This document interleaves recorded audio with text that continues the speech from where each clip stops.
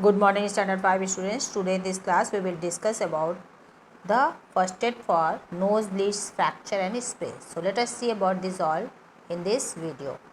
So first we will discuss about nose bleeding. Preventive tips for nose bleedings during summer. Mostly this happens during the summer season. So we will see about the preventive tips for removing the nose bleeding. So first of all we should know what is nose bleeding. Sometimes during hot days, blood comes from the nose of some people. This is called nose bleeding. How do you stop a common nosebleed? So let us see about how can we stop a common nosebleed. So in this case, the patient should be in upright position with the head held back. That means the head should not be put down, otherwise more blood will come out. So patient's head should be in the upright position with head held back. Head should be held back by sitting over the chair or by sleeping over the pillows.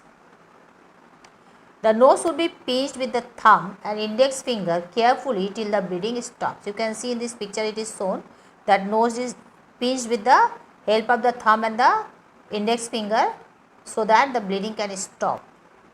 If a nosebleed happens, pinch the soft part of the nose and tilt the head slightly forward. Now next, the bleeding side of the nose should be pressed with ice pack. The patient is asked to breathe through mouth. That time nose should not be used to breathe. The patient should breathe to the mouth and the eyes should be kept over the nose. Now next, first aid for sprains. So we will see in this class first aid for sprains also. So first of all we should know about what is sprain. A stretching or tearing of ligaments, the fibrous tissue that connects bones and joints. So what is sprain? When due to some problem by bending of the, mostly it happens in our ankles, when bending of the ankles, the ligaments is a fibrous tissue that joins bones to the bones and it is present at the joint. So that time this tissue tear, that causes sprain. Sprain causes swelling and sometimes discoloration of the skin also, that means skin can become reddish brown or black in color, and they are very painful also, and swelling happens in this area.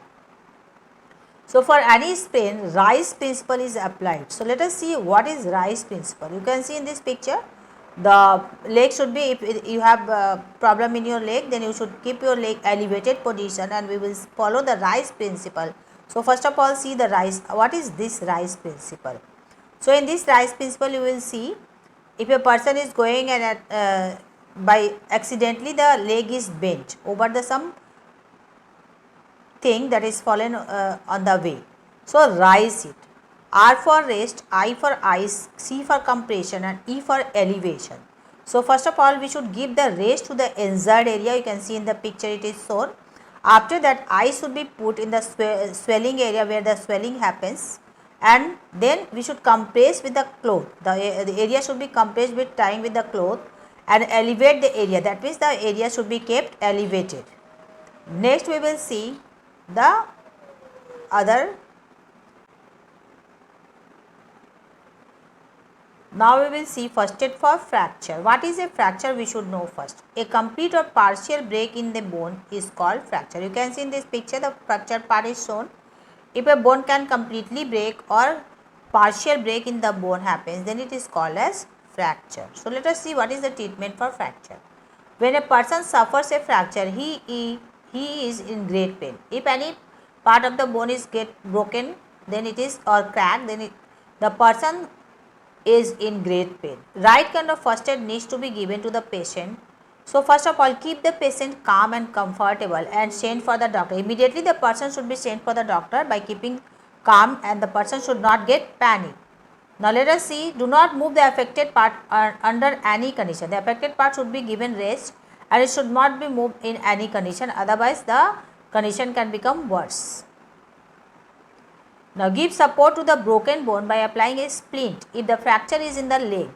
So if the leg is fractured, then we should give a splint. What is a splint? We should know.